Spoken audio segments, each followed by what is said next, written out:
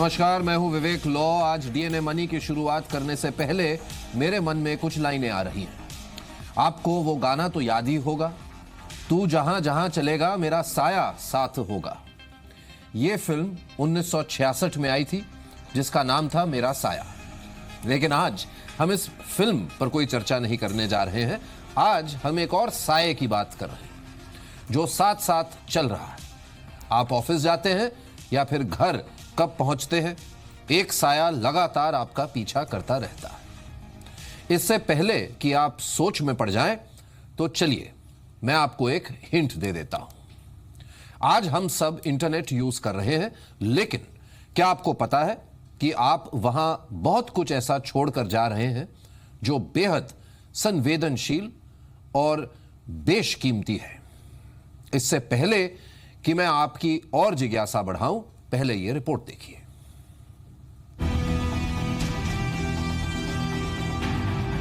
आप अक्सर आधार की प्राइवेसी को लेकर चिंतित रहते हैं, लेकिन क्या आपको पता है कि आधार के पास सिर्फ आपका नाम, पता, जन्म तिथि और कुछ बायोमेट्रिक डेटा है। लेकिन आधार के अलावा बहुत कुछ ऐसी चीजें हैं जो आपके डेटा में काफी सेंध लगा चुकी हैं। या यूं कहें कि उनके पास आपका बहुत कुछ है और वो इसका इस्तेमाल अपने हिसाब से कर सकती हैं। इंटरनेट की सर्फिंग कितनी सेफ? किसके पास है आपका डेटा? आजकल इंटरनेट पर हर कोई गूगल और फेसबुक का दीवाना है। आप मानकर चलते हैं कि गूगल आपकी जिंदगी को आसान बनाता है, क्योंकि रोजमर्रा के काम में ये आपको इंटरनेट से जोड़ता है, आपके मोबाइल को इंटरनेट से जोड़ता है। गूगल के नए ऐप आपके कामकाज को आसान करते हैं। इन्हीं खूबियों के चलते पूरी दुनिया में गूगल एकमात्र ऐसा प्लेटफॉर्म बन चुका है जो आपके बारे में आपके घर वालों और अपनों से ज्यादा जानता है।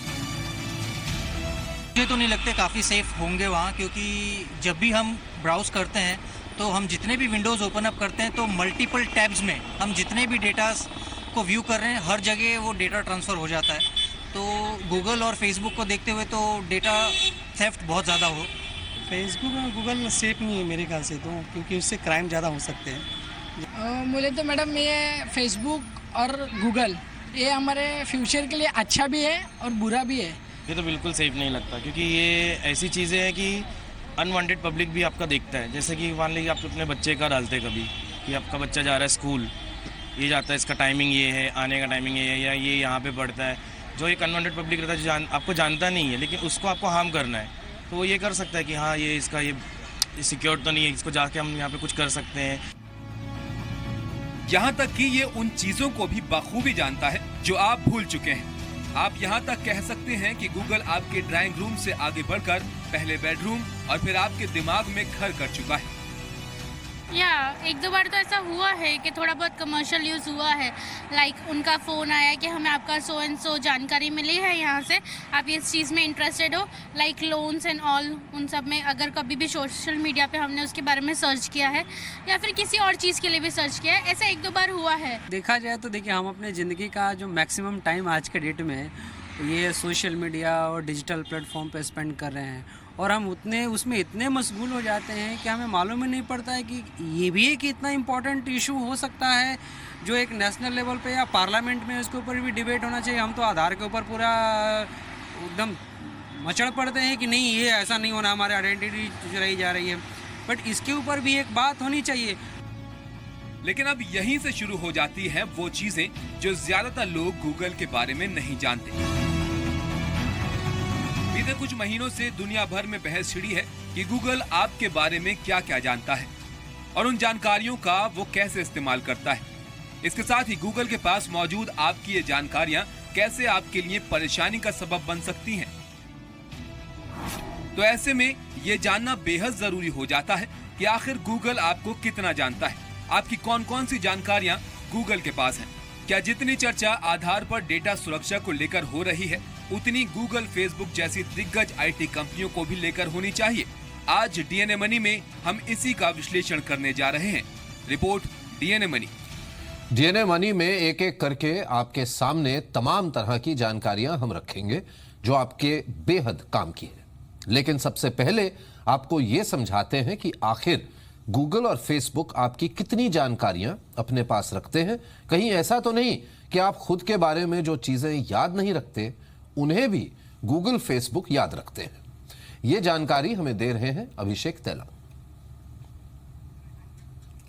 देखिए, हम आज कह रहे हैं कि अगर आधार से घबराते हो तो गूगल फेसबुक से खौफ खाओ, और इसमें एक बार समझ लेते हैं।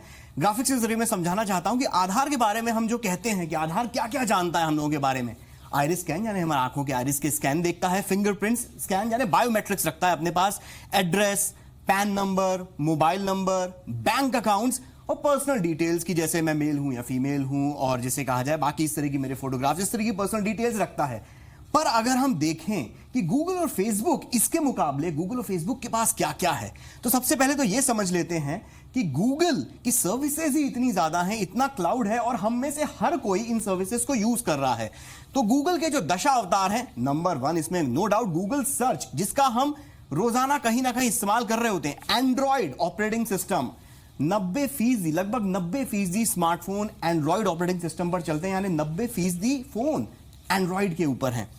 क्रोम ब्राउजर, दुनिया का नंबर 1 वेब ब्राउजिंग का ब्राउजर है क्रोम। इसके अलावा गूगल मैप्स, 90% मार्केट के ऊपर कब्जा है। अगर आप जीपीएस नेविगेशन की बात करें तो गूगल मैप्स आता है। उसके बाद अगर हम देखें तो गूगल की ऐसी कई सर्विसेज है, जैसे कि जीमेल, दुनिया का नंबर 1 ईमेल प्रोवाइडर जीमेल, हम में से हर किसी का जीमेल का अकाउंट होगा। और अगर हम देखें तो गूगल असिस्टेंट, जो कि नई सर्विस है पर हमारी वॉइस कमांड्स के बेसिस पर आपको कई सजेशंस देता है। और अगर हम सर्विसेज देखें गूगल की जिनके जरिए वो हमारा डेटा रखता है, फिर गूगल हैंगआउट्स है, फिर गूगल हैंगआउट्स के जरिए आप जिसे कहा जाए इंस्टेंट मैसेंजर है, गूगल फोटोज जो अनलिमिटेड स्टोरेज देता है, हमें अनलिमिटेड स्टोरेज का वादा देता है कि आप अपने फोटोग्राफ्स अब डिवाइस पे सेव मत करिए, गूगल फोटोज पे सेव करिए, और हमेशा दशकों तक, सालों तक फोटोग्राफ्स रहेंगे। इसके अलावा गूगल ड्राइव, जहां पर आप डॉक्यूमेंट सेव कर सकते हैं। और अगर इसके एक और अवतार की बात करें तो गूगल डुओ, गूगल जिसकी मदद से आप इंस्टेंट मैसेजिंग के साथ साथ आप वीडियो चैट कर सकते हैं, यानी वीडियो कैमरा, हर एक चीज के ऊपर गूगल की कहीं ना कहीं पैठ उसने बनाकर रखी हुई है। वहीं अगर हम फेसबुक की अगर बात करें तो फेसबुक भी गूगल के मामले में कुछ कम नहीं, हालांकि दशा अवतार नहीं है, पर फेसबुक के 5 ऐसे सर्विसेज हैं जिन्हें हम सब लोग यूज कर रहे हैं। और फेसबुक, जैसे हम सब जानते हैं कि फेसबुक दुनिया की नंबर 1 सोशल नेटवर्क साइट है, तो फेसबुक अपने आप में तो सोशल नेटवर्क के जरिए हमसे वो करती है। इसके अलावा जो इंस्टेंट मैसेंजर जो फेसबुक का है, जिसे मैसेंजर के नाम से जानते हैं, आपके फोन के कॉन्टैक्ट्स भी उनके पास रहते हैं। इसके अलावा बाकी सारी डिटेल्स रहती हैं। व्हाट्सएप, दुनिया का नंबर 1 इंस्टेंट मैसेंजर, जिसके यूजर्स दुनिया में सबसे ज्यादा हैं, और व्हाट्सएप भी फेसबुक का हिस्सा बन चुका है। Same goes with Instagram, Instagram जो कि फोटोग्राफ्स के माध्यम से सोशल नेटवर्किंग की जाती है, इंस्टाग्राम भी फेसबुक का हिस्सा है। यानी कि आपके फोटोग्राफ जो आप इंटरनेट पर अपलोड करते हैं, दुनिया को दिखाते हैं, उसके जरिए बिजनेस पाते हैं, वो भी फेसबुक के सर्वर्स में वो सारी चीजें होती हैं। और फेसबुक का अपना सर्च इंजन है, जिसकी मदद से आपको ढेरों एड सजेशंस, पर्सनलाइज्ड, कस्टमाइज्ड आपको सजेशंस फेसबुक देता है। गूगल से थोड़ा अलग है, पर फेसबुक का सर्च सजेशंस भी अलग है।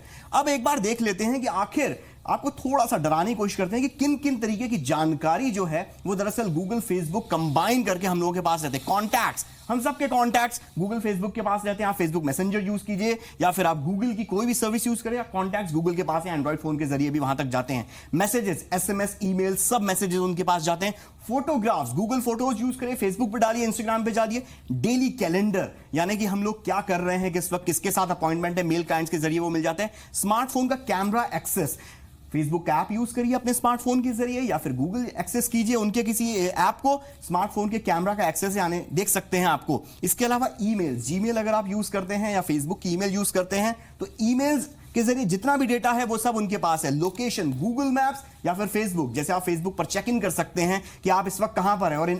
और कई आपने खबरें सुनी भी होंगी कि लोकेशन फेसबुक पर चेक इन किया और घर पर हो गई चोरी। इसके अलावा सर्च हिस्ट्री, आप गूगल सर्च में जो चीजें भी सर्च करते हैं वो कभी मिटती नहीं है, हमेशा वहीं पर रहती हैं। इसके अलावा एप्स हिस्ट्री, आप एंड्रॉइड ऑपरेटिंग सिस्टम पर जो एप्स यूज करते हैं उसमें जो भी इस्तेमाल करते हैं वो सारी ऐप हिस्ट्री हमेशा हमेशा के लिए सेव रहती है। इसके अलावा एप्स की यूजेस, आप एप्स किस तरीके के एप्स यूज करते हैं, उन एप्स के जरिए क्या क्या करते हैं, ये सारा डेटा गूगल, फेसबुक जैसे इंटरनेट जायंट्स के सर्वर के ऊपर जाता है। इसके अलावा पर्सनल डिटेल्स, आप फेसबुक पर कितनी पर्सनल डिटेल्स डालते हैं उतनी तो आधार पर भी नहीं हो सकती। और ये सिर्फ शुरुआत है, इसके अलावा और भी आपकी फाइनेंशियल डिटेल्स, आपके बैंक अकाउंट आप या तो क्रोम ब्राउजर के जरिए खोल रहे हैं या फिर आपके मेल पर आ रहे हैं तो आपके फाइनेंशियल डिटेल्स उनके पास होते हैं। शॉपिंग पैटर्न, आप किसी वेब ब्राउजर की मदद से तो शॉपिंग करते ही होंगे, तो किस तरीके की शॉपिंग करते हैं ये उन्हें मालूम है। पॉलिटिकल व्यूज, आप किस पार्टी को सपोर्ट करते हैं, रिलीजियस व्यूज, ये सारी चीजें। इसके अलावा पर्सनल व्यूज, कीबोर्ड क्लिक्स,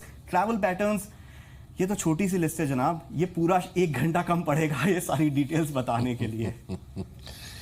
अभिषेक, आप तो बने रहिए हमारे साथ, बहुत आपसे और डिटेल्स भी लेनी है हमने। अब आइए, अब आपको बताते हैं कि आखिर गूगल और फेसबुक की असली ताकत क्या है, कैसे ये 2 कंपनियां दुनिया की सबसे बड़ी पावर हाउस बन गई हैं। आखिर इन 2 कंपनियों के पास ऐसा क्या है जो दिन प्रतिदिन और पावरफुल इन्हें बना रहा है।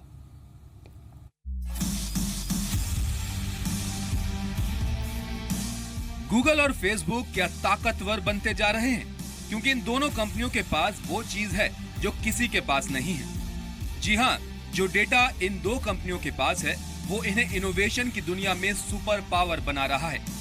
आखिर गूगल ने कैसे तैयार किया अपना डेटाबेस? आखिर डेटाबेस इकट्ठा करने के लिए गूगल ने कैसे शुरुआत की? गूगल का महा डेटाबेस, एक स्टोरेज वाले ईमेल के साथ साथ रियल टाइम चैट और ऊपर से सर्च इंजन के मॉडल के साथ गूगल ने अपने शुरुआती दौर में जमकर डेटाबेस पर खर्च किया। उस समय इस बात पर काफी निवेश किया गया कि गूगल पर आने वाले ग्राहक क्या खोजते हैं और वो किस तरह की साइट पर जाना पसंद करते हैं। बस यहीं से गूगल का खेल शुरू हो गया। जीमेल का आगाज, याद कीजिए, गूगल आपके लिए 2 दशक पहले 1 गीगाबाइट का मेल बॉक्स लेकर आया था, जिससे आपको कभी अपना मेल डिलीट न करना पड़े। ठीक ऐसा ही उसने अपने लिए भी किया। जी हाँ, गूगल ने अपने सर्वर पर लिखे जाने वाले किसी डेटा को कभी डिलीट नहीं किया। उसने शुरुआत से ही अपने सभी यूजर्स के सर्च से लेकर उससे जुड़ी एक जानकारी को अपने लगातार विस्तार होते सर्वर पर सेव कर लिया। अब आपको किसी साइट पर क्या पसंद है, या फिर 3-4 दिन पहले या 6 महीने पहले आपने गूगल पर क्या सर्च किया था, ये सब गूगल को पता है। गूगल को ये भी पता है कि आपकी लोकेशन कहाँ है। हैरान मत होइए, गूगल के सर्वर में सब कैद होता है। गूगल आपके सर्च को इकट्ठा करता है और उसका प्रोफाइल तैयार कर मार्केटिंग के अपने क्लाइंट्स को उपलब्ध कराता है। इसके बाद सर्फिंग के वक्त जो साइट अक्सर दिखाई देती है, जो आपने सर्च की थी या फिर आपको उनकी जरूरत हो सकती है। अब एंड्रॉइड वाले भी सावधान हो जाएं। आप अगर एंड्रॉइड फोन का इस्तेमाल करते हैं तो गूगल आपकी लोकेशन का समय के अनुसार आंकड़ा एकत्रित करता है। इन आंकड़ों की मदद से आपके साथ साथ गूगल को ये पता रहता है कि आप कहां कहां जाते हैं, किस किस से मिलते हैं और कितनी देर तक किसी एक विशेष लोकेशन पर मौजूद रहते हैं। लेकिन ऐसा नहीं है कि गूगल आपसे कुछ छिपा रहा है। अगर आप गूगल पर सर्च की गई किसी चीज को गूगल से मांगना चाहते हैं तो वो उससे मांग सकते हैं। इसके लिए आपको अपने गूगल ब्राउजर में माई सेटिंग्स में जाकर चुनना होगा और इसके बाद आपके मेल बॉक्स में महीनेवार रिपोर्ट आना शुरू हो जाएगी। अक्सर आप गूगल प्ले स्टोर से ऐप डाउनलोड करते हैं, लेकिन क्या आपको पता है कि ऐप डाउनलोड करने से पहले आपके फोन की सारी जानकारियां मांगी जाती हैं। वो आपकी लोकेशन, आपके कॉन्टैक्ट नंबर और आपकी SMS ऐप की जानकारी भी मांगता है। आप बिना कुछ सोचे ये सारी जानकारी ऐप को दे भी देते हैं, लेकिन आपने कभी इसके बारे में सोचा है? मतलब साफ है, गूगल और फेसबुक आपके सबसे बड़े राजदार हैं। गूगल जानता है कि आपका नाम, gender, birth date, personal mobile number, आपने क्या सर्च किया, कौन सी वेबसाइट विजिट की, यहाँ तक कि आपने बेडरूम की लाइट पिछली रात कितने बजे बंद की, आपको क्या पसंद है, कौन सा गेम, खाना, फिल्म और ड्रिंक आपको पसंद है, आपने YouTube पर क्या देखा, गूगल असिस्टेंट पर आप क्या सर्च करते हैं, आप कौन सा ऐड पसंद करते हैं, ये भी गूगल जानता है। अब अगर आपको ये सब जानना है कि गूगल आपके बारे में क्या जानता है, तो सबसे पहले अपने गूगल अकाउंट को लॉगिन करें, मैनेज एंड सेटिंग में जाएं। यहाँ आप देख सकेंगे कि आप क्या पसंद करते हैं जो गूगल को पता है। यहाँ आप अपनी उम्र और जेंडर देख सकते हैं, आपने क्या ब्लॉक किया है, क्या नहीं, इस बात की जानकारी भी ले सकते हैं। मतलब साफ है कि गूगल और फेसबुक 2 ऐसी चीजें हैं जो जाने अनजाने में सब कुछ जानती हैं। इसलिए आपको कुछ सावधानी बरतने की जरूरत है। ताकि आप अपनी अहम जानकारियां किसी के साथ शेयर ना करें। Report DNA money. अगर आपको किसी भी चीज की जानकारी चाहिए होती है तो आप गूगल पर सर्च करते हैं। दुनिया में ज्यादातर चीजों की जानकारी रखने वाला गूगल आपको फ्री सर्विस देता है। लेकिन क्या भी कभी आपने सोचा कि सबको फ्री सर्विस देने वाला गूगल आखिर पैसा कैसे कमाता है? आखिर कंपनी अपने यूजर्स को फ्री सर्विस कैसे दे पाती है? देखिए ये रिपोर्ट।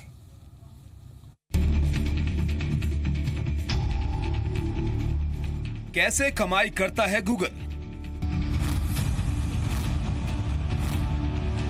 फ्री सर्विस क्यों देता है गूगल?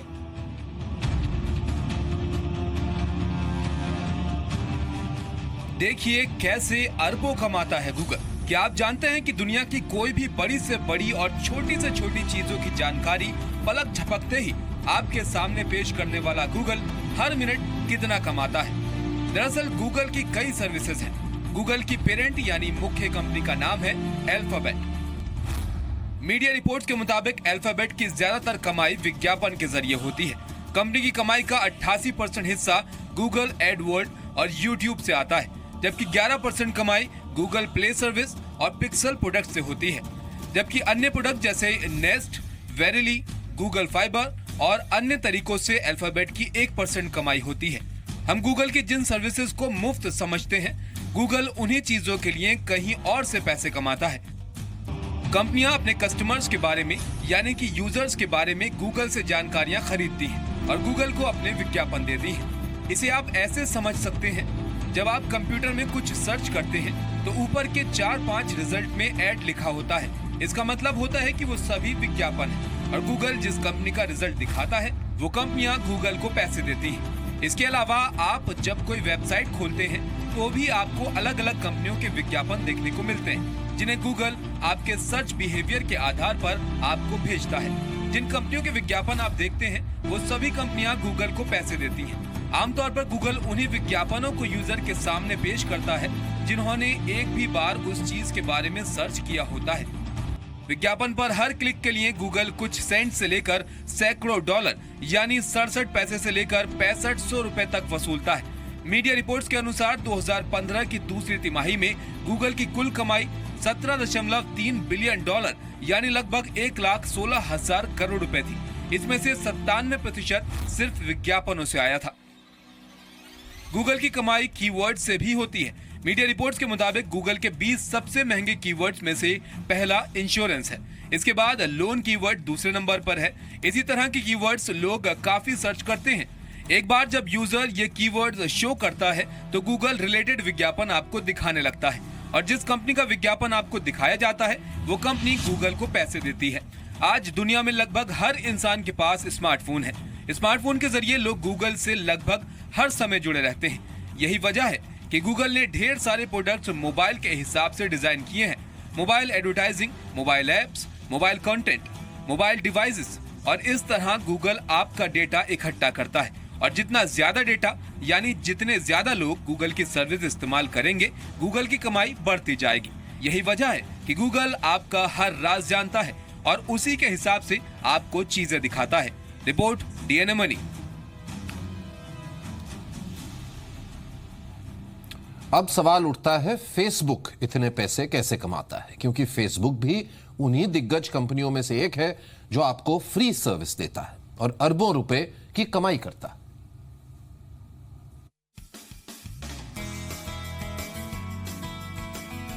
आज फेसबुक से हर कोई परिचित है। फेसबुक से हम आपस में कनेक्ट हो सकते हैं और एक दूसरे का हालचाल जान सकते हैं। आप समझ सकते हैं कि फेसबुक आपके कितने काम की चीज है। फेसबुक के संस्थापक हैं मार्क ज़करबर्ग, जिन्होंने फेसबुक की स्थापना 2004 में की थी। मीडिया रिपोर्ट्स के मुताबिक 2017 के आखिर तक फेसबुक यूजर्स की संख्या दुनिया भर में 207 करोड़ लोगों के पास पहुंच चुकी है। हर दिन औसतन 137 करोड़ लोग फेसबुक पर लॉग इन करते हैं। दुनिया की सबसे बड़ी कंपनियों में शुमार सोशल मीडिया कंपनी फेसबुक की 97% कमाई एडवर्टाइजमेंट से होती है, जबकि 3% कमाई अन्य प्रोडक्ट्स के जरिए होती है। असल में फेसबुक के पास ग्राहकों का इतना बड़ा डेटाबेस होने की वजह से कंपनी लोगों की पसंद नापसंद के आधार पर विज्ञापन करती है। और यहीं से होती है फेसबुक की कमाई। 2017 की आखिरी तिमाही में फेसबुक ने करीब 67,000 करोड़ रुपए का रेवेन्यू जनरेट किया। इस आंकड़े को देखने के बाद आपको समझ आ ही गया होगा कि फेसबुक कितनी कमाई करता है। अब सोचिए फेसबुक आपकी जानकारियां आखिर जुटाता कैसे है और वो कौन सी जानकारी है जो बेहद निजी होती है। फेसबुक जानकारी कैसे जुटाता है? आपकी प्रोफाइल से, शेयर किए गए फोटो और अन्य पोस्ट से, आपको टैग किए गए फोटो से, आप क्या कमेंट या लाइक करते हैं, आपकी पोस्ट पर आने वाले कमेंट से, आपके मैसेंजर पर जाकर जो चैट करते हैं, यहाँ तक कि चैट पूरी तरह डिलीट नहीं होती है। कौन सी न्यूज और आर्टिकल्स आप पढ़ते हैं, मोबाइल, लैपटॉप और अन्य डिवाइस से, आप जो ग्रुप ज्वाइन करते हैं उससे। तो इस तरह से आपको पता चल ही गया होगा कि किस तरह आपकी निजी जानकारियां इंटरनेट पर हर जगह मौजूद हैं। डीएनए मनी में आज हम बेहद काम की जानकारी दे रहे हैं कि कैसे आप अपने पर्सनल डेटा को बचा सकते हैं। Report DNA money. और आइए अब आपको डेमो के जरिए बताते हैं कि गूगल आपकी कौन कौन सी जानकारियां कहां स्टोर करता है और कैसे आप अपनी इन जानकारियों को प्राइवेट रख सकते हैं। सोशल नेटवर्क या ऑनलाइन प्लेटफॉर्म पर जब आप विजिट करते हैं तब आपकी सारी हिस्ट्री है वो कहीं ना कहीं सेव हो जाती है। आपको क्या पसंद है, क्या नहीं पसंद है, वो भी सारी जानकारी है वो सोशल मीडिया पर अवेलेबल होती है, जिसका कोई फ़ायदा भी उठा सकता है, गैरफायदा भी उठा सकता है। किस तरह से ये है मुमकिन, हमारे साथ ये समझाने के लिए विशाल वासु मौजूद है, जो कि चीफ टेक्नोलॉजी ऑफिसर है देव IT कंपनी के। विशाल, हमें ये बताइए कि अगर हम सोशल साइट पर जाते हैं तो किस तरह से हमें कोई ना कोई ट्रैक करता होता है और हमारी सारी जानकारी उनके पास होती है। देखिए, जनरली जब हम इंटरनेट एक्सेस करते हैं तो या तो हम डेस्कटॉप या लैपटॉप यूज़ करते हैं या तो हमारा मोबाइल फ़ोन यूज़ करते हैं। और मोबाइल फ़ोन में या डेस्कटॉप लैपटॉप में एक लोकेशन हिस्ट्री भी होती है। तो अगर हम देखें एक एग्जांपल के तौर पे, तो यहाँ देख सकते हैं कि ये मैंने लोकेशन हिस्ट्री मेरा ऑन रखा हुआ है और ये गूगल को मालूम है, गूगल मैप में ये प्लॉट किया गया है कि मैं कहाँ कहाँ घुमा हुआ हूँ। अगर मैं एक आपको मेरी टाइमलाइन दिखाऊँ तो आप देख सकते हैं कि 2009 तक गूगल ने मेरा रिकॉर्डिंग लिया हुआ है। और अगर मैं एक आपको एग्जांपल और दिखाऊं तो गूगल को मालूम है कि 17 तारीख को मैं पुणे एयरपोर्ट पे से ये प्रीमाइसिस पे गया हूँ, 18 तारीख को मैं पुणे में इस जगह पे घुमा हुआ हूँ, 19 तारीख को मैं इस तरह से घुमा हुआ हूँ पुणे में। और ये सारी ट्रैक रिकॉर्ड ऑनलाइन हो रही है। ये सारा रिकॉर्डिंग मेरे मोबाइल से हो रहा था और या तो मैंने गूगल मैप यूज़ किया था या तो लोकेशन हिस्ट्री मैंने ऑन रखा था। इसकी ऑटोमेटिक आ जाती है हिस्ट्री, फिर ऑटोमेटिक आ जाती है। Correct. इसी तरह से अगर आप देखें तो गूगल एक्टिविटी करके एक लिंक है, इसमें आप देख सकते हैं कि मैंने फ़ोन से क्या क्या यूज़ किया था। ये सारी डिटेल्स भी आज की। अच्छा, तो व्हाट्सएप एक्टिविटी भी आ जाती है? जी, व्हाट्सएप भी आ गया, फेसबुक भी आ गया।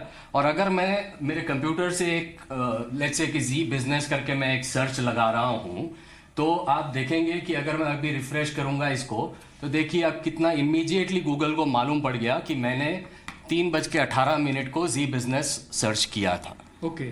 और अगर हम कोई खरीदारी करते हैं तो फिर हमको क्या चीज़ें पसंद है, कौन सी सेगमेंट की चीज़ें हमें पसंद है, क्या वो रिकॉर्ड भी रह जाता है? जी, हम जो भी सर्च करते हैं उसके लिए कोई भी एक वेबसाइट हमारे कंप्यूटर में या मोबाइल फ़ोन में कुकी करके एक छोटी सी सॉफ्टवेयर की स्निपेट होती है, वो डाल देती है, जिससे मालूम पड़ता है कि हम क्या क्या सर्च कर रहे हैं। तो अगर हम ये एग्जाम्पल देखना चाहें तो मैंने एक सर्च किया है सिंपल गूगल में flight tickets Ahmedabad to Mumbai. और फिर अगर मैं कोई भी वेबसाइट पे जाता हूँ तो आप ये देख सकते हैं मेरी प्रोफाइल के अंदर ये मेक माई ट्रिप का बैनर आ गया है जो बता रहा है looking for flights to Mumbai. ठीक है, इसी तरह से जब भी हम अच्छा, तो फेसबुक चाहता है कि कौन सी जी उनको मेक माई ट्रिप आए या तो कोई भी वो चाहे वही आ जाती है, उसका एडवर्टाइजर होगा उसका बैनर आ जाएगा। ओके, ठीक है ना। तो ये तो बात हो गई, तो इससे बचने के लिए हमें क्या करना चाहिए? एक और चीज़ मैं आपको बताना चाहूँगा कि जब भी हम सोशल मीडिया में या कहीं भी प्रोफाइल बनाते हैं तो हम लाइक और डिसलाइक बताते हैं। हाँ। हम चेक इन्स करते हैं कि मैं यहाँ बैठा हूँ, ये रेस्टोरेंट में हूँ, यहाँ हूँ, वहाँ हूँ। तो ये अगर आप देख सकते हैं कि ये चेक इन्स हैं सब जगह पे और फेसबुक को ये चीज़ें मालूम है। फॉर एग्जाम्पल मैं सिर्फ इसी चीज़ का एक आगे ले लूँ कि मैंने 105 प्लेसेस विजिट किए हैं जहाँ पे मैंने चेक इन्स किए हैं। और ये एक सिंपल एग्जांपल में अगर दिखाऊं तो 31 बार मैंने यहाँ पे चेक इन किया है, जो कि एक ऑफिस है, जो हमारा ऑफिस है। तो फेसबुक को ये भी मालूम है।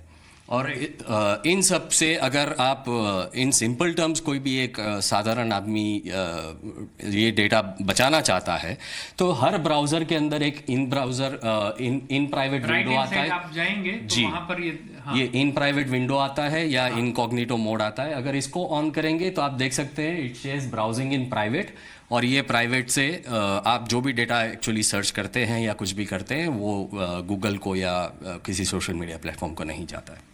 तो हमने आपको समझाने की कोशिश की कि आखिरकार जब भी हम कोई भी सोशल नेटवर्क पर जाते हैं, ऑनलाइन शॉपिंग पोर्टल पर जाते हैं, तो हमारी सारी जानकारी, हमें क्या पसंद है क्या नहीं पसंद है, वो ऑटोमेटिकली सेव हो जाता है। फिर मनचाहे तरीके से भविष्य में हमें उसी रूट पर लेकर ये सोशल मीडिया साइट है वो हमें मजबूर भी कर सकता है कि आपको क्या खरीदना है, किससे खरीदना है। तो इससे बचने का उपाय भी हमने आपको सुझाया। लेकिन फिर भी जिस तरह से आधार को लेकर इतना बवंडर मचा दिया गया है, लेकिन उससे भी कहीं अधिक शायद सोशल मीडिया पर हम अपनी सारी जानकारी दे रहे हैं। केतन जोशी, जी मीडिया, अहमदाबाद। डीएनए मनी में हमने आपको बताया कि गूगल और फेसबुक के पास आपका काफी ज्यादा पर्सनल डेटा है जिसका इस्तेमाल ये कंपनियां अपने मुताबिक करती हैं।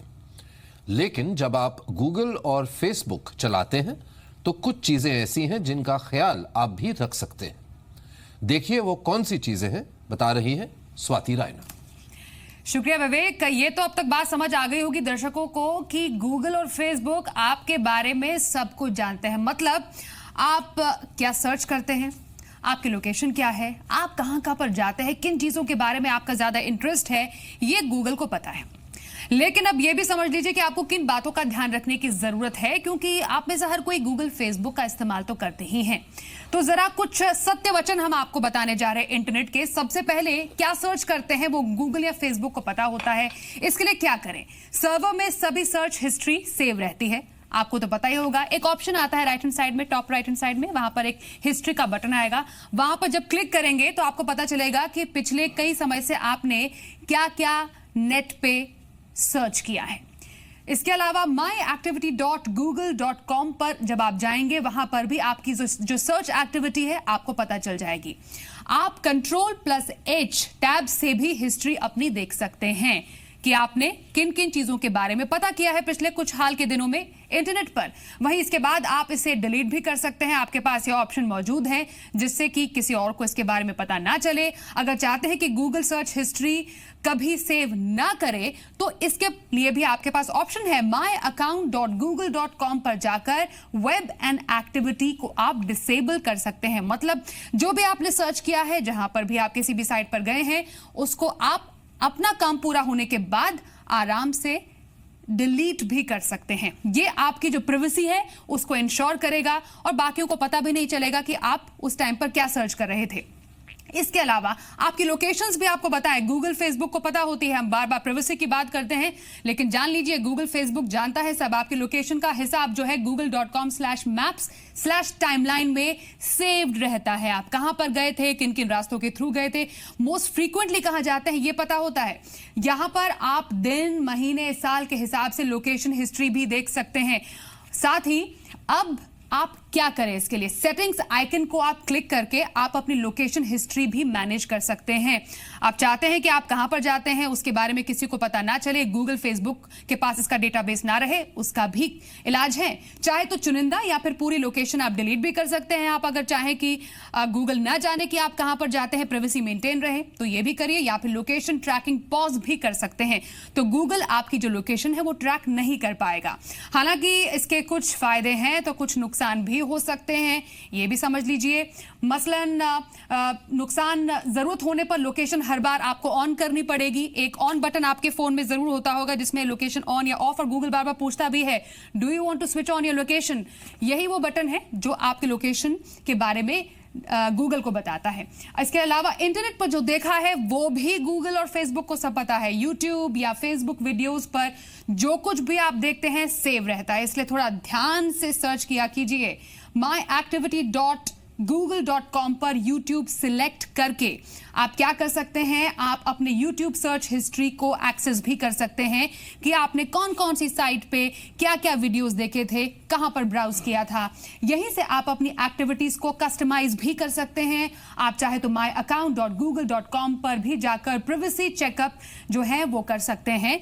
आपकी प्राइवेसी सेटिंग्स होगी जिसके हिसाब से आप उसको डिलीट या फिर हटा सकते हैं। लेकिन जो भी आप इंटरनेट पर करते हैं, जो भी वो साइट है, जरा जिम्मेदारी से कीजिए, यही हमारी आपके लिए एडवाइस होगी। धन्यवाद स्वाति। डीएनए मनी में आज हम पूछ रहे हैं कि क्या गूगल और फेसबुक आपकी प्राइवेसी के लिए आधार से बड़ा खतरा है। आप अपने जवाब हमें एसएमएस, ट्विटर और फेसबुक के जरिए दे सकते हैं।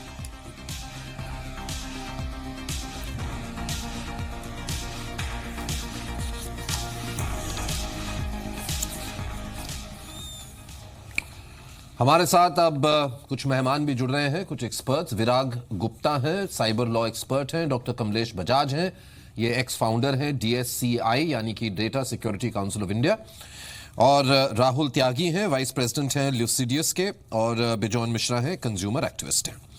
डॉक्टर बजाज, यहां पर बात यह नहीं है कि क्या सही हो रहा है या क्या गलत हो रहा है। बात केवल इतनी है कि एजुकेट करना चाहते हैं लोगों को, क्योंकि कई जो लोग हैं वो समझते नहीं हैं इस बात को कि किस तरह से जब प्राइवेसी की बात हो रही है, जब आधार की बात हो रही है, तो हम अपनी आम जो डे टू डे जिंदगी है, और हम सब इनको एंजॉय करते हैं। गूगल हमें हेल्प करता है सर्च करने में, फेसबुक हमें हेल्प करता है कनेक्ट करने में, लेकिन काफी कुछ वैसे ही पता है और आउट है वहां पर बाहर।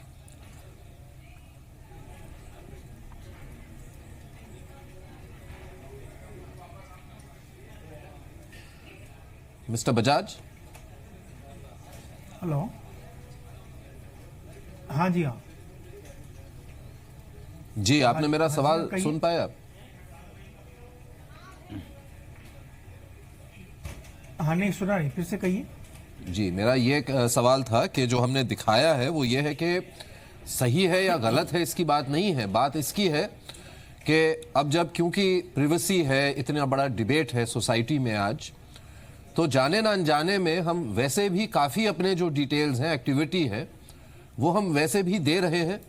और इसमें कोई गलत काम नहीं हो रहा है, लेकिन ये जनता को जानना चाहिए कि हम जब एक सर्च करते हैं या कोई सोशल मीडिया किसी प्लेटफॉर्म पर जाते हैं, तो हम काफ़ी अपना जो है एक फुटप्रिंट छोड़ बैठते हैं। बिल्कुल बिल्कुल, आपने बिल्कुल सही कहा। मैं पहले सुन रहा था आपकी जो रिपोर्टर है जो एडवाइस दे रही थी, वो बिल्कुल ही सही है। अब जब हम साइबर स्पेस में इसको यूज कर रहे हैं अपनी सारी जिंदगी के सब कामों के लिए, तो हमें अवेयरनेस होनी ही चाहिए कि कैसे हम डेटा दे रहे हैं और कैसे जाके वहां स्टोर हो रहा है और उसकी क्या यूटिलिटी है और किस तरीके की सेटिंग्स पॉसिबल हैं कि अपने आप को आप किस हद तक सामने लाना चाहते हैं दुनिया के सामने। दैट इज, अपना जो डेटा है वो पब्लिक डोमेन में कितना आप रखना चाहते हैं, कितना नहीं रखना चाहते। तो ये जागरूकता तो आज की तारीख में बहुत ही जरूरी है, खास करके यंगर जनरेशन के लिए जो कि who are native to the internet, उनको ये जानना और समझना बहुत जरूरी है। विराग गुप्ता, क्या आप मानते हैं कि ये जो जानकारी है उस तरह से दी जा रही है जिस तरह से दी जानी चाहिए? विवेक जी, इतने महत्वपूर्ण विषय पर गंभीर चर्चा के लिए एक तो बहुत बड़ा, मैं समझता हूं कि देश का सबसे बड़ा एक अच्छा प्रोग्राम कर रहे हैं। ये आप जैसा आपका टाइटल है कि गूगल से खौफ खाएं, तो मैं आपको 5-6 खौफनाक फैक्ट्स बता रहा हूं, क्योंकि 2012 में मैंने दिल्ली हाई कोर्ट में 4 साल तक इसके बारे में पिटीशन आर्गू की थी KN गोविंदाचार्य के मामले में। ये व्यक्तिगत प्राइवेसी का मसला नहीं है, उसके अलावा 3 महत्वपूर्ण मसले हैं। राष्ट्रीय सुरक्षा का मसला है, अर्थव्यवस्था और टैक्सेशन का मसला है, और तीसरे नंबर पर चुनावी व्यवस्था को प्रभावित करने वाला मसला है। अब 2016 में बिजनेस वर्ल्ड में एक रिपोर्ट निकली थी जिसके अनुसार गूगल इंडिया ने भारत में अपनी आमदनी 4,29,000 करोड़ रुपए बताई, पर वो टैक्स देते थे सिर्फ 5,000 करोड़ रुपए में। अब ये जो गैप है, इस गैप के बारे में आज तक कभी भी किसी ने कोई चर्चा नहीं की। ये जो गैप है, इस गैप की वजह से देश का मीडिया, देश की दूसरी इंडस्ट्रीज कहीं ना कहीं से बहुत बुरी तरह से प्रभावित हो रही हैं। राष्ट्रीय सुरक्षा की अगर बात करें तो आज से कई साल पहले अमेरिका में ऑपरेशन प्रिज्म के तहत गूगल, फेसबुक, माइक्रोसॉफ्ट, एप्पल जैसी 9 कंपनियों ने अमेरिका की जो CIA जैसी एजेंसियों के साथ भारत का 6.3 बिलियन डेटा उन्होंने शेयर किया था। अब वो क्या क्या शेयर किया था, उसका कितना मिसयूज़ हुआ, ये हमें नहीं पता है। और इन कंपनियों के खिलाफ इतने बड़े जो राष्ट्रीय सुरक्षा का उल्लंघन है, कभी किसी सरकार ने कोई कार्रवाई नहीं की। अगर हम सरकार की बात करें तो Gmail, हॉटमेल, इस तरह की प्राइवेट ईमेल का सरकारी काम के लिए इस्तेमाल पब्लिक रिकॉर्ड्स एक्ट का वायलेशन है। पूरे देश को डिजिटल इंडिया की बात जोड़ने से बात की जा रही है। देश में लगभग 45 लाख केंद्रीय सरकार के कर्मचारी हैं, 3 करोड़ राज्य सरकार के कर्मचारी हैं, लेकिन उनमें से अभी तक मुश्किल से 10 लाख केंद्रीय सरकार के कर्मचारियों को NIC की ईमेल दी गई है। तो वो लोग प्राइवेट Gmail और दूसरी ईमेल आईडी का इस्तेमाल करते हैं और उससे राष्ट्रीय सुरक्षा का जो खतरा है, मैं समझता हूं कि उन बारे में किसी देश को चिंता ही नहीं है, क्योंकि ये व्यक्तिगत प्राइवेसी बस का मसला नहीं है। लोग अपनी अपनी प्राइवेसी को कब तक बचाएंगे, लेकिन अगर देश की पूरी व्यवस्था दांव पर लग गई तो उसको कैसे बचाया जाएगा। जी, मेरे साथ अभिषेक तेलंग भी जुड़ रहे हैं, जो हमारे इन हाउस टेक्नोलॉजी एक्सपर्ट हैं जी बिजनेस के, और जिन्होंने ये पूरा जो शो है, इसका रिसर्च है, उसको खड़ा किया है। अभिषेक, आप भी कुछ पूछना चाहेंगे राहुल त्यागी से? राहुल, मैं आपसे एक सवाल पूछना चाहूंगा कि जैसा हमने डेटा दिखाया, तो आज के इस इंटरनेट के युग में क्या सब चीज पब्लिक है? प्राइवेसी नाम की कोई चीज नहीं है, ये सिर्फ एक बबल है? ये देखिए, सबसे पहले मैं ये बोलना चाहूँगा कि जो प्राइवेसी है, इसमें 2 मेन प्लेयर हैं। एक तो जो कंपनी आपका डेटा रख रही है वहाँ पे, क्या वो आपकी प्राइवेसी की रिस्पेक्ट करती है, और दूसरा, क्या आप इतने सतर्क हैं कि जो आप दे रहे हैं वो प्राइवेसी के खिलाफ आपके जा सकता है कभी। तो जब बात करते हैं फेसबुक की, जैसे अभी दिखाया, गूगल की बात दिखाएं, जितने भी ऑप्शंस उन्होंने दिए हुए हैं वहाँ पे, उसमें उन्होंने हर एक ऑप्शन के आगे कोई ना कोई ऐसी चीज़ जरूर दी है जहाँ पे एक कंज्यूमर वहाँ पे जाके या एक यूज़र जाके वहाँ पे उसको रोक सकता है। लेकिन ट्रिक इसके अंदर ये है कि वो एक धड़ल्ले से बताया नहीं जाता एक यूज़र को कि ये ऑप्शन है इसके अंदर। फॉर एग्जांपल, हम गूगल क्रोम या और भी ब्राउज़र बहुत सालों से यूज़ कर रहे हैं, बट कितने लोग हैं उनके हर एक फीचर को जानते हैं, जिसका मे और मे नोट ये कंपनियां फ़ायदा उठा सकती हैं। दूसरा, फेसबुक की बात करें, आप फेसबुक पे फ़ोटो डिलीट करते हैं, अपलोड करते हैं और उसके बाद उसको डिलीट कर देते हैं। मोस्टली कंज्यूमर को ये नहीं पता कि वो फ़ोटो कभी भी डिलीट नहीं होती, वो उनके रीसाइकिल बिन में चली जाती है। और अगर अपने कंप्यूटर में आप यूज़ करते हैं तो रीसाइकिल, कोई भी चीज़ आप अपने कंप्यूटर पर डिलीट करते हैं वो रीसाइकिल बिन में जाती है, लेकिन वो तब तक असली वे में नहीं जाती जब तक आप रीसाइकिल बिन को एम्प्टी नहीं करते। लेकिन जो टर्म्स एंड कंडीशन फेसबुक की बोलती हैं या और भी बड़ी कंपनियों की ये बोलती हैं, जो फ्री में आपको सर्विस दे रही हैं, जिनके लिए आप एक प्रोडक्ट हैं, वहाँ पे जाके ये जो चीज़ टर्म्स एंड कंडीशन में लिखी जाती है कि वो आपकी इन्फॉर्मेशन को जब तक चाहें वो अपने सर्वर में रख सकते हैं। तो मे बी कोई चीज़ आपकी ऐसी कोई सेंसिटिव इन्फॉर्मेशन जो आप अपलोड कर रखी है, उसको आपने अपनी तरफ से डिलीट कर दिया, लेकिन वो हमेशा के लिए रह सकती है इन कंपनियों के खिलाफ। दूसरी जो चीज़ है, प्राइवेसी है दुनिया में, नहीं है। Again it's a debatable topic. Privacy मैं नहीं कहता कि बिल्कुल भी नहीं है, बट काफ़ी हद तक प्राइवेसी गवर्नमेंट के हाथ में है, प्राइवेट कंपनियों के हाथ में और कंज्यूमर के हाथ में है। ना for example, if I am a cyber security expert, तो मेरे को जब मैं इंटरनेट यूज़ करता हूँ, जैसे आपके वीडियो में भी दिखाया इनकॉग्निट मोड, ना वहाँ पे एक चीज़ वो शायद मिसअंडरस्टैंडिंग उनको लग गया कि जो प्राइवेट विंडो होती है, जब भी आप कोई ऐसी इन्फॉर्मेशन सर्च करते हैं जो आप चाहते हो कि सेव ना रहे, वो आप अपने ब्राउजर से हटा देते हैं। अगर आप प्राइवेट विंडो या इनकॉग्निट मोड यूज़ करते हैं मोबाइल कुछ सर्च करने के लिए, उस सिचुएशन के अंदर आपके कंप्यूटर में हिस्ट्री के अंदर कुछ नहीं आएगा, लेकिन आपका ISP भी पता कर रहा होगा कि आपने क्या किया है, और आपका जिस कंपनी को आप सर्च कर रहे हैं उनको भी पता लगा कि आपके बारे में उन्होंने सर्च किया है। लेकिन सिर्फ आपके कंप्यूटर में आपकी प्राइवेसी बची रहेगी, लेकिन कंपनियों के पास फिर भी डेटा जा रहा है। अब ये गूगल, फेसबुक, आप एक चीज़ समझिए, ये उनके लिए आप एक प्रोडक्ट हैं, आप उनके एडवर्टाइजमेंट को आप क्लिक करते हैं, इसलिए उनकी टर्म्स एंड कंडीशन में लिखा होता है कि हम आपके बारे में ज़्यादा जानना चाहते हैं। एक चीज़ के ऊपर मैं ध्यान दूंगा, अभी 2-3 महीने पहले फेसबुक एक नया ऑप्शन लाया है, लेफ्ट हैंड साइड पर अगर आप फेसबुक में देखें, डिड यू नो, उसके अंदर वो आपसे क्वेश्चन पूछते हैं कि आपकी सबसे फेवरेट बुक क्या है। अभी जो इन्फॉर्मेशन आप दे चुके हैं उनके लिए काफ़ी नहीं है, वो आपके बारे में और जानना चाहते हैं और आपके इंटरेस्ट के हिसाब से आपको ऐड चलाना चाहते हैं। उनका कहना ये है कि ये जो ऐड हम दिखा रहे हैं वो आपके इंटरेस्ट के हिसाब से दिखा रहे हैं ताकि हम आपको ऐड दिखा सकें। लेकिन आपकी जो इन्फॉर्मेशन है कल को अगर वो गवर्नमेंट के साथ शेयर करते हैं तो individually each and every citizen की इन्फॉर्मेशन पॉसिबल है कि जो जा सकती है गवर्नमेंट के पास। ये आपने बहुत बढ़िया पॉइंट लेकर आए राहुल। मैं एक और चीज पूछना चाहूंगा दरअसल गूगल, फेसबुक ये सब ऐसा दावा करती हैं कि जो भी पर्सनल डिटेल्स हमारी हैं, जो भी डेटा है, जो सॉर्ट ऑफ बिग डेटा है, उसको वो किसी भी थर्ड पार्टी को नहीं बेचती। ठीक है, हम मानते हैं, लेकिन क्या इस दावे के ऊपर भरोसा किया जा सकता है? क्या हमारा पर्सनल डेटा क्या कहीं ना कहीं से लीक हो जाता है थर्ड पार्टीज में? जी देखिए, अगर फेसबुक की बात करें, जो थर्ड पार्टी में अगर वो डेटा शेयर करना भी चाहते हैं तो उनका ये ख्याल है उनको खरीद ही लेते हैं। जो सबसे अच्छी चीज़ है, जैसे व्हाट्सएप का एग्जांपल है, व्हाट्सएप एक बहुत बड़ा प्लेटफॉर्म बनता जा रहा था। आज की डेट में आपकी जो फेसबुक की पिक्चर है या आपका फेसबुक का जो डेटा है वो डेफिनेटली वो व्हाट्सएप के साथ सिंक करेगा फेसबुक, बिकॉज वो उसकी अपनी कंपनी है। क्योंकि वो पहले थर्ड पार्टी थे, वो नहीं कर पा रहे थे।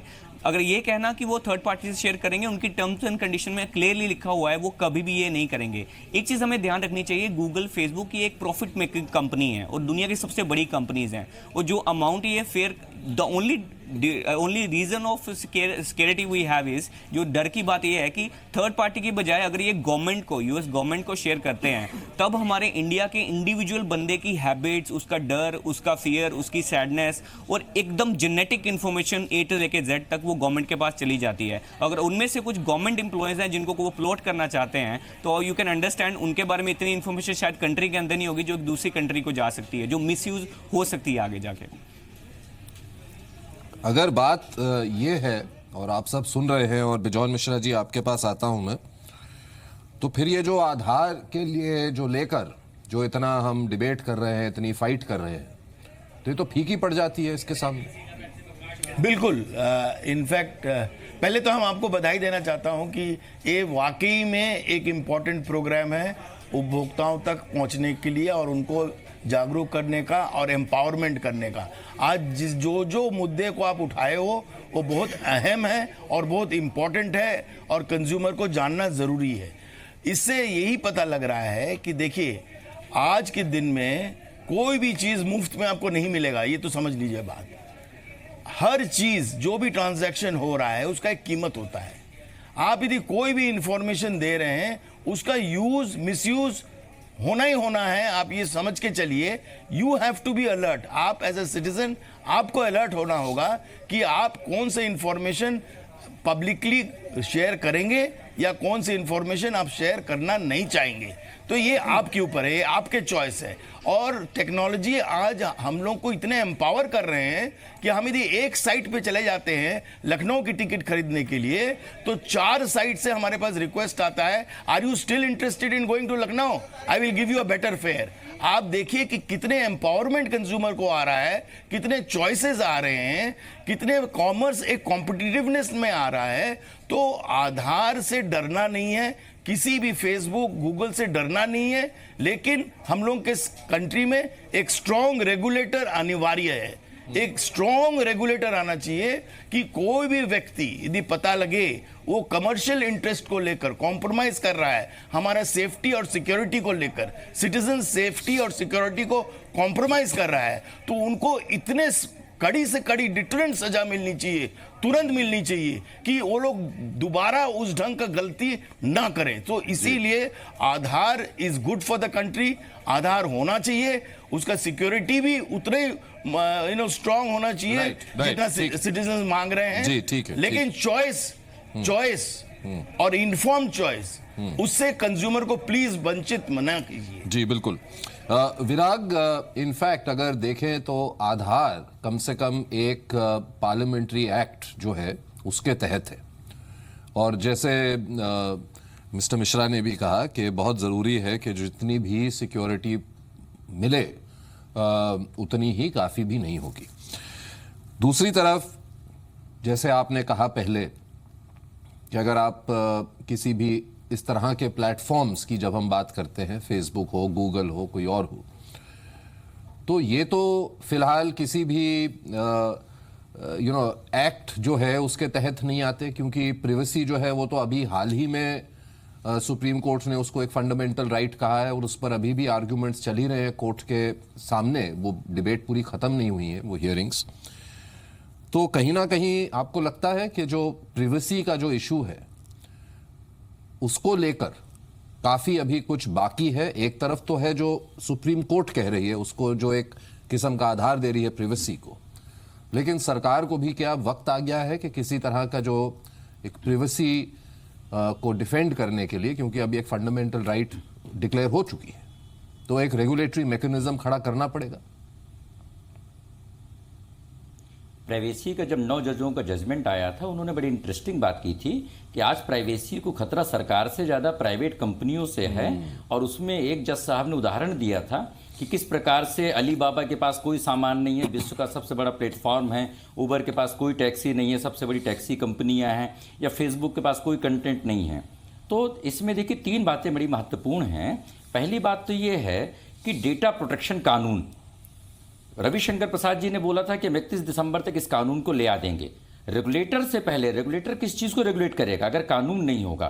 तो ये कंपनियां डेटा को कमर्शियली यूज नहीं करें, मिसयूज नहीं करें, इसके लिए सख्त डेटा प्रोटेक्शन कानून चाहिए। इससे आधार को भी सुरक्षा मिलेगी, निजी कंपनियों द्वारा डेटा के शोषण से सुरक्षा मिलेगी, क्योंकि डेटा नए जमाने का तेल है।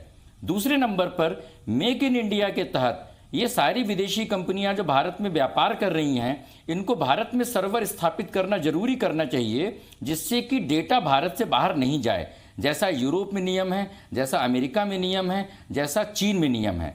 और तीसरे नंबर पर किसी व्यक्ति के डेटा से जब ये आमदनी करते हैं, उस आमदनी पर भारत में या तो सरकार को टैक्स मिले, या जिसका डेटा ये बेचते हैं उस डेटा से उस आदमी को वो रेवेन्यू शेयरिंग करें। मैं समझता हूँ इसका इकोनॉमिक और इसका जो टैक्सेशन और जो डेटा प्रोटेक्शन का जो लीगल एस्पेक्ट है, उसमें अभी तक सरकार और संसद उसको पूरा करने में अभी तक जो सही सकारात्मक कदम उठाने में विफल रही है। मैं एक सवाल पूछना चाहूंगा कि जैसे आपने अभी बोला कि फेसबुक, गूगल ऐसी कंपनियां दरअसल यूजर्स को किसी डेटा माइन की तरह इस्तेमाल करती हैं, तो क्या इन सब मामलों में ये कंपनियां दरअसल ट्रांसपेरेंट हैं यूजर के पर्सपेक्टिव से कि हाँ आप हमारे लिए एक डेटा माइन है, हम आपको इस तरीके से इस्तेमाल करते हैं और इस तरीके से पैसा कमाते हैं, या यूजर अभी भी ये समझ रहा है कि फ्री में सर्विस है, हमारे लिए लाइफ आसान करने के लिए चीज है? तो क्या दरअसल कंपनियां कितनी ट्रांसपेरेंट हैं यूजर्स को लेके इन चीज को? ये सवाल डॉक्टर बजाज आपके लिए। देख, हाँ नहीं, मैं पहले भी जो डिस्कशन हुई है मैं उस पर भी बोलना चाहता हूं कि जैसे आपने क्लियरली अभी बोला कि जो डेटा जो है अब वो उसको न्यू ऑयल और न्यू कैपिटल कहलाया जा रहा है, पर बेसिकली क्या हो रहा है कि जो कंपनियां इनोवेशन कर रही हैं, डेटा बेस्ड इनोवेशन कर रही हैं, वही कंपनियां आगे बढ़ रही हैं। उसके लिए ग्लोबल डेटा फ्लोज बहुत ही जरूरी है, और जो क्रॉस बॉर्डर डेटा फ्लोज हैं उसके ऊपर इंडियन आईटी और बीपीओ इंडस्ट्री जो है उसी पे थ्राइव करती है। आज वो इंडस्ट्री $150 बिलियन की है और हम बात कर रहे हैं आगे उसको $1 ट्रिलियन बनाने की अगले 3 से 5 साल के अंदर। तो डेटा फ्लोज जो हैं वो सबसे इंपॉर्टेंट है, और ये कहना कि डेटा लोकलाइजेशन होना चाहिए, this is going against our own industry. अभी जो हमारी कंपनी है अभी तो उन्होंने शुरुआत ही की है, स्टार्टअप्स जो है वो आगे आ रही हैं और डेटा को लेके वो आगे इनोवेशन कर रही हैं, और नई कंपनियां जो निकल रही हैं सिर्फ है कि उनके नए आइडियाज हैं, और नए आइडियाज के ऊपर जैसे फेसबुक किसी टाइम पे एक आइडिया था, और जो सर्च था वो किसी टाइम पे एक आइडिया था, और अभी जो है वो नए आइडियाज कितने किस्म के इमर्ज हो रहे हैं। आप जोमेटो को ले लीजिए, ऊबर एज एन एग्जाम्पल ले लीजिए, ये सब जो है डेटा पे थ्राइव कर रही हैं, और डेटा के ऊपर ही आज नए एल्गोरिदम्स जो है वो क्रिएट किए जा रहे हैं, आर्टिफिशियल इंटेलिजेंस, मशीन लर्निंग, और ये कहानी तो अभी शुरू हुई है। तो इसलिए हमें जो है we have to be visionary, दूरदर्शी होना पड़ेगा कि किस तरीके का कानून होना चाहिए। कानून में हाँ प्राइवेसी जो हमें वो प्रोटेक्ट करनी है, पर डेटा कलेक्शन और डेटा यूसेज जो है उसके ऊपर हमने कंट्रोल नहीं लगाने। उन पे अंकुश लगाने का मतलब है कि इनोवेशन को हम खत्म करेंगे और वो इनोवेशन फिर दूसरे देशों में होगी। जो हमारे यहाँ एंटरप्रेन्योर्स हैं, यंग माइंड्स हैं जो इस पे काम कर रहे हैं, उस पर काम करना, हमें उनको एनेबल करना है कि डेटा कलेक्शन को लिमिटेशन नहीं करनी, पर उसकी वजह से अगर कोई हार्म होता है तो डेटा कंट्रोलर को हम उसको अकाउंटेबिलिटी उसके ऊपर लानी जो है हमारे लिए आवश्यक है। तो अब जब कानून बनने वाला है डेटा प्रोटेक्शन पे, तो वो की चीज है। श्री कृष्ण की जो कमेटी बनी हुई है जस्टिस श्री कृष्ण के अंडर, उसमें अब वो प्रावधान लाने जरूरी हैं कि जो एक्सेप्टेड प्राइवेसी प्रिंसिपल्स हैं उनको किस तरीके से इंप्लीमेंटेशन होनी चाहिए, रेगुलेटर किस तरीके का होना चाहिए। अगर हम यूरोप पे फोकस दें, यूरोप के मेथड जो हैं कि वो स्ट्रांग रेगुलेटर हो, टॉप डाउन रेगुलेशन हो, उससे जो है इनोवेशन जो है नहीं होती। आप एग्जाम्पल देख लें, यूरोप के अंदर पिछले 5 साल में आप एक भी एग्जाम्पल बता दीजिए जिसमें इनोवेशन से उनकी कोई कंपनी बढ़ी हो। सारी नई कंपनीज इनोवेशन जो है डेटा के अराउंड अमेरिका में हुई हैं, चाहे वो गूगल हो, फेसबुक हो, ट्विटर हो, उबर हो, यूट्यूब हो। यूरोप के अंदर कोई भी एग्जाम्पल नहीं है। सो अगर हम वो कोशिश करेंगे उस तरीके के लॉज बनाने की, वो आई थिंक वो देश के हित में नहीं होगा। हाँ, जो नेशनल सिक्योरिटी के इश्यूज हैं, लॉ एंड ऑर्डर की जो प्रॉब्लम्स हैं, उसको हमें कंट्रोल करना है through appropriate legal provisions in the data protection law which will be emerging. तो अभी जो फोकस है वो है कि हमें वो रिकमेंडेशन देनी चाहिए, इंडस्ट्री सेल्फ रेगुलेशन कैसे होनी चाहिए वो आइडियाज हमें देने चाहिए, को रेगुलेशन, रेगुलेटर तो होना ही चाहिए किसी तरीके का, पर वो लाइट टच रेगुलेशन होनी चाहिए जो कि इंडस्ट्री के साथ मिलकर काम करे। तो वो जो है लॉन्ग टर्म व्यू हमें लेना है फॉर आवर ओन कंट्री। तो जो इश्यूज कोर्ट में चल रहे हैं, आधार भी आपने बिल्कुल सही कहा कि Aadhaar is a very useful tool. तो उसको हमने कैसे यूज करना है, जैसे प्राइवेट कंपनीज भी यूज कर रही हैं डेटा को, गवर्नमेंट भी करे, पर उसके ऊपर किस तरीके के अंकुश होने चाहिए वो जो है वो ज्यादा जरूरी है, इस लॉ के अंदर आने चाहिए। और जो लॉ आएगा वो प्राइवेट और गवर्नमेंट सेक्टर दोनों के ऊपर इक्वली एप्लीकेबल होना चाहिए और टेक्नोलॉजी एग्नोस्टिक होना चाहिए। जी बहुत बहुत धन्यवाद आप सबका। धन्यवाद तो डॉक्टर बजाज, समय की तंगी है, इस डिबेट पर हम बहुत आगे चलते हुए भी बात करेंगे। Mister Gupta, mister Bajaj, mister Tyagi और mister Mishra, thank you very much आप सबका आने के लिए और इस बहुत ही अहम मुद्दे पर बात करने के लिए। अभिषेक, आपका भी धन्यवाद, ये इतनी अच्छी तरह से आपने स्टोरी जोड़ के पूरी टीम के साथ दिखाई है हमारे दर्शकों को। ये एक जानकारी है, यहाँ कोई डर पैदा करने वाली बात नहीं है, हम केवल आपको ये बताना चाहते हैं कि आपको समझ होनी चाहिए। बेशक गूगल में सर्च करिए, बेशक फेसबुक पर जाइए, लेकिन ये ज़रूर जान लीजिए कि आपकी काफ़ी जो है जिंदगी की तस्वीर वहाँ पर झलक पड़ती है। डीएनए मनी में आज हमने आपसे पूछा था कि क्या गूगल और फेसबुक आपकी प्रिवेसी के लिए आधार से बड़ा खतरा है। इसके जवाब में 77% लोगों का कहना है हाँ, जबकि 17% लोग मानते हैं नहीं। डीएनए समरी में आज आपको हमने ये बताने की कोशिश की कि आपके जो डिजिटल फुटप्रिंट है, अनजाने में आप इंटरनेट के इस्तेमाल करते हुए छोड़ जाते हैं। इसलिए डिजिटल होती दुनिया में आपके लिए अच्छा ये होगा कि आप कोई भी काम करते हुए अपनी प्रिवेसी पर भी ध्यान दें। कल फिर एक नए मुद्दे के साथ आएंगे, तब तक के लिए नमस्कार।